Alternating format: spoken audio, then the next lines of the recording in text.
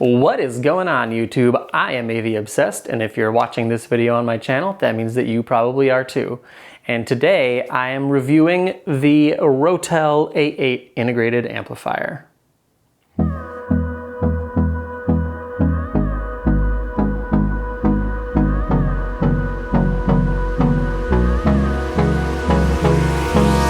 Hold me close till I get up. Time is barely on our side. I don't wanna waste what's left. The storms we chase are leading us, and love is all we'll ever trust.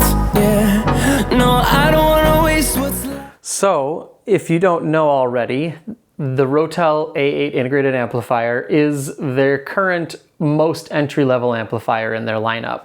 The reason I phrase it like that is because they have a lot of entry-level amplifiers. The A8 is the cheapest one at $450, and then at $599 they have the A10, and then at $849 they have the A11.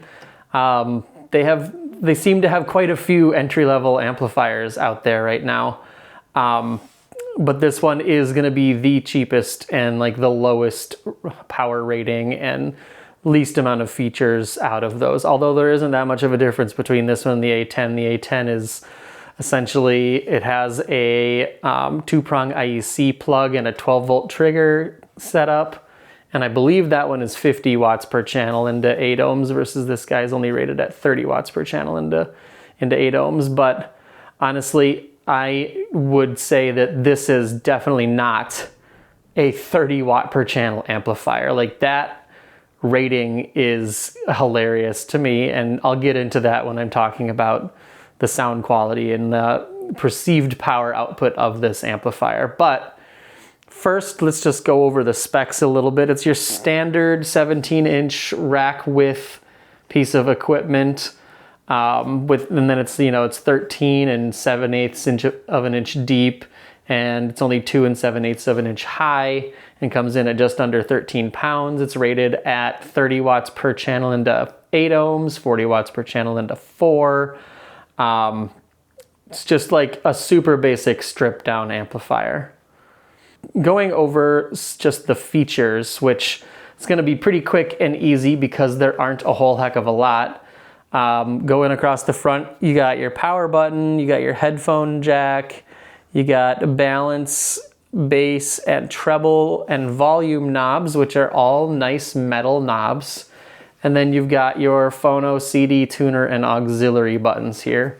One kind of nice feature, except for I do feel like they missed a little bit of a detail with this feature, is the fact that there's a LED light ring around the volume knob here.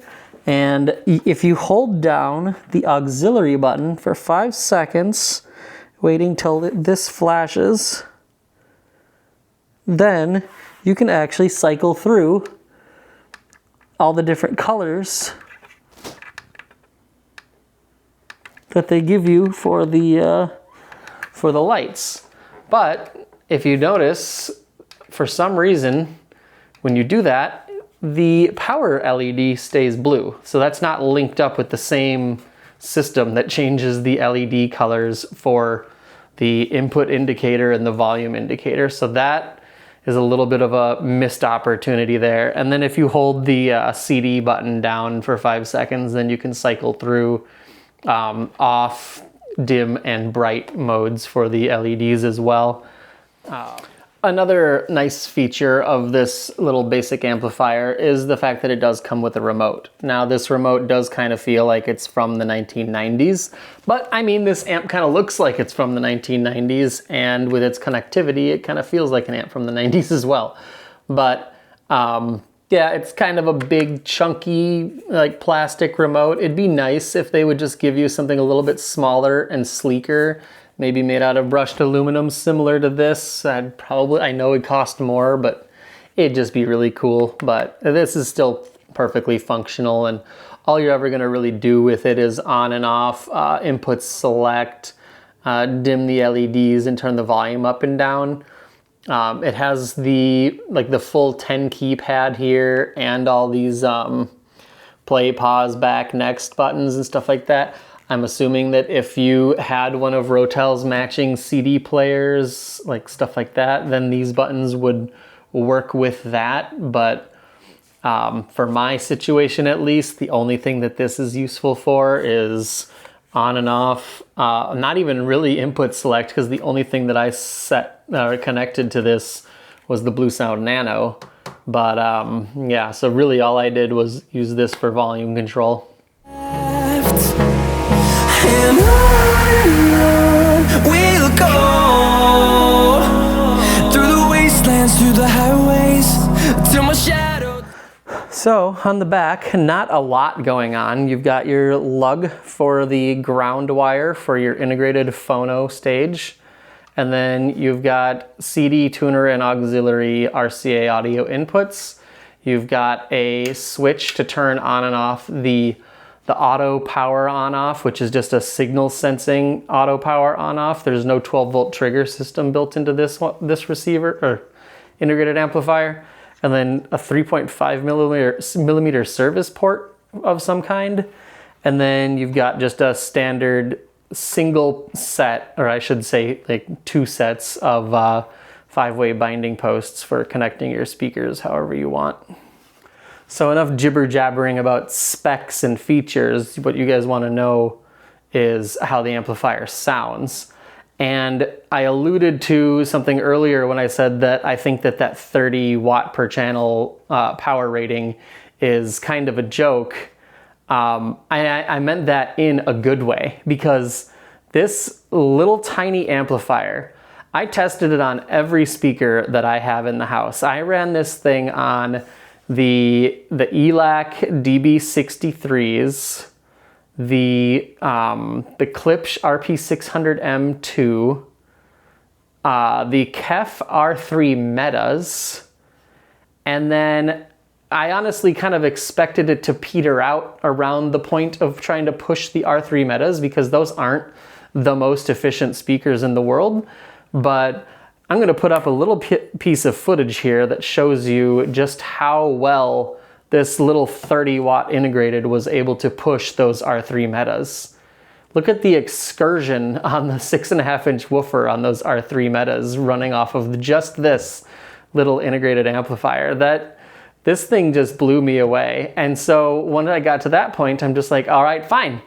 Let's hook it up to my Cantons, and hooked it up with my big Canton towers here, which they are fairly efficient towers, but they usually seem like they need a good quality AB amp to get the best out of them.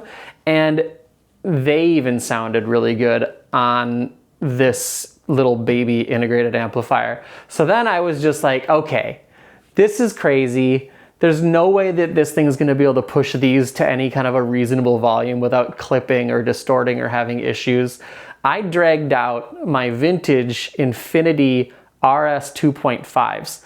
Now these things are crazy because they're from 1980. They weigh like 117 pounds each. They have a 12-inch dual voice coil woofer, and then a pair of planar magnetic mid-range drivers and a pair of planar magnetic tweeter drivers per side. These are power hungry speakers. Like, I usually only get these things playing like properly with a good outboard amp. Like if I connect it to an AV receiver, or these speakers, if I connect them to an AV receiver, they sound kind of flat, and in some weird way they don't sound like they're putting out a very cohesive sound, because there's such a huge distance between the woofer and the upper parts of the speaker. But this amp somehow was able to drive those speakers in excess of 85 decibels, peaks in the 90s, without it really seeming like it was struggling. Like, it didn't sound like it was clipping. The speakers sounded great. It absolutely blew my mind. Like, so I honestly think that Rotel essentially, like I was talking about earlier, how they have all these different integrated amplifiers at different price points, and this is the cheapest one. I genuinely wouldn't be surprised if they all essentially, like, maybe there's only 2 or 3 tiers, like and then they just rate this one at 30 watts, and then like the A10 and the A11 at 50, and then the A12 at 60, but they all have the same amplification. Like something like that might be going on here, where it's really the marketing people that are providing the amplifier power rating, because this thing, there is no way that it's only able to put out 30 watts RMS, because there's no way that you could drive those giant infinities at very, very high volumes into the 90 dB range for any sustained amount of time on an amplifier that's only capable of 30 watts per channel. This thing, in comparison to like some of these cheap Amazon amplifiers that you can get, the little Class D chip-based amps that are rated at ridiculous numbers like 250, 300 watts per channel, those things sound absolutely atrocious compared to this. Like, this thing actually sounds like a really good quality, like solid AB amplifier. And I mean, that's because it is, so it should. Every speaker that I hooked up to it just sounded great. I really wasn't like missing the much more powerful amplifier that I have hidden away in my Salamander stand here, the 350 watt per channel Class AB Rotel amp that I have in there. It really like didn't seem like I was missing a whole lot going from that to this when I was testing this out, which just absolutely blew my mind. Now, measuring an amplifier is something that is kind of beyond my capabilities right now. I don't have like an audio precision or anything like that. But what I was able to do was measure the frequency response of my Canton Vento 896.2 tower speakers when they were connected to this amp. And I took measurements of the speakers with the tone controls in their neutral position. And then I took the measurements with the tone controls turned all the way up, and then also with the tone controls all the way down. So if you look at this graph, you'll see that the white line is with the tone controls in neutral, and I'm getting a pretty decently flat frequency response. And then when I crank the tone controls, I did both the bass and the treble at the same time, maxed out. Essentially, it raises the bass and the treble about 5 decibels. And then when you turn the volume or the tone control knobs all the way down, the bass and the treble drops by about 5 decibels. And right in the middle there, the mid-range stays relatively untouched. So what are the downsides to this amplifier? Because it's so cheap and it sounds so good. Well, really, there's only a couple that come to mind. Like, obviously, it'd be nice if it had more ins and outs. But honestly, like if they would have put a like super budget DAC into this thing, and someone is using this as an entry level into hi-fi, and they were using the integrated DAC that's in here, like when they decided that they were going to move on to something higher end, then the DAC that would be built in would be either holding them back, or they're just not going to use it anymore when they're going to use like some kind of an external DAC. So honestly, I think at this price point, the fact that they didn't put any kind of a digital input on this thing is not an issue for me. The biggest issue, the biggest drawback to this amplifier that I can think of is the fact that it has no feasible way of connecting a subwoofer other than through speaker level inputs. So that's the biggest drawback to this. I wish they would have at least, because obviously like at the price point that they were trying to hit for this amplifier, building in any kind of subwoofer, like bass managed subwoofer output would have been completely like out of the question. But if they just would have put like a single set of RCA preamp outputs on this amplifier so that you can connect a sub through a pair of RCA cables and then do your bass management like crossovers and levels and phase and stuff like that on the subwoofer, that would add a lot of value to this package.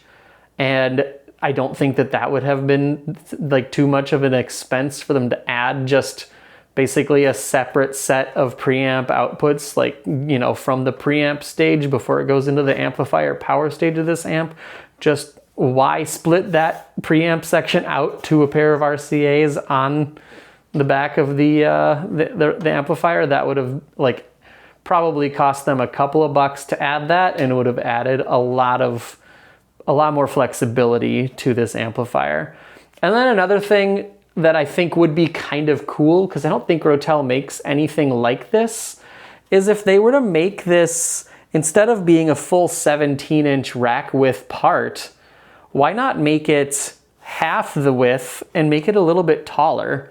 Like just stack the components that are inside of here, make it, you know, like a 4 or 5 inch tall component that's only 8.5 inches wide. And that would give you a lot more placement options with this amplifier as well. And for bonus points, like if I was an engineer working at Rotel, I would use smaller feet, make them magnetic, and make it so that you could have them on the bottom, or if it was, you know, half rack width and wider, you stand it up and then those magnetic feet could pop off the bottom and pop onto the side, and then you could have it standing up vertically. It'd be a great little desktop amp. Like that would be an amazing use case if you could get this kind of amplifier quality and power in that small and convenient of a package. Like this thing would just be amazing for that. Like that would just be so cool. So would I recommend this amplifier to somebody who's just getting into hi-fi? Yes, 100% I would. In fact, this amplifier is good enough to where I would say that you could spend your money on this and a good quality source device like a Weem Ultra or the Bluesound Node Nano, and just have those two components for the front end. And then you can just focus on your speakers for a while, because the speakers are what makes the biggest difference in sound quality. So if you start off with the Node and the Rotel A8 here, and then, you know, you start off with like a pair of the ELAC DB63s, and then you like that system enough, but like a couple of years go by, you want to upgrade, you get some towers or something like that, this thing is still gonna drive them just fine. Like you could probably use this amp for a couple of like iterations of your system. And once you get up to a level of like, you know, a pair of $5,000 plus towers, then it's gonna be worth it to look at better like front end components, better amplification and streaming sources. But like the combination of something like the Node Nano or the Weem Ultra and this would just be a killer system for like 90% of speakers on the market. So you wouldn't have to be constantly chasing like the newest little cheap Class D amplifier that you know, other YouTubers are freaking out about because they got them on Amazon and they say that they're amazing, but they're getting affiliate revenue for every one that someone buys because they clicked on it on their video. Like, don't do that. Don't waste your time with those. Just go with something like this. And with that, that is going to be all I have to say about this thing right now. And this is my clunky outro to this video. I know I missed my like regular upload cadence, so I hope that this video gets some views. And if you liked the video, then make sure that you give it a like and subscribe to the channel. And I'll see you guys in the next one.